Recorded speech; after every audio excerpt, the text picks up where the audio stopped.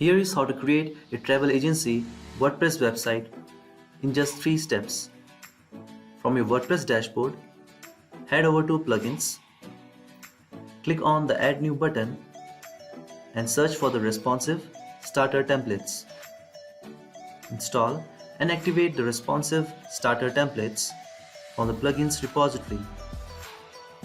Once activated, you will see the responsive templates menu.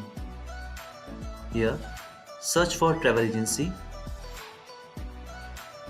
and you can select the travel agency template.